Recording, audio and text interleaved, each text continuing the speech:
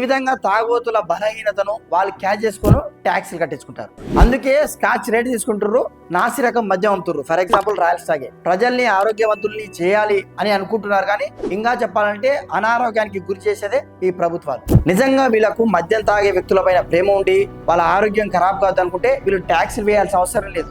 ఎందుకంటే ఈ మద్యానికి బానిసైన వాళ్ళ కోసానికి చాలా స్వచ్ఛంద సంస్థలు ఉన్నాయి, అవేర్నెస్ ప్రోగ్రామ్ పెడుతుంది, కౌన్సిలింగ్ ఇస్తుంది, అదేవిధంగా రిహాబిలిటేషన్ సెంటర్స్ ఉన్నాయి.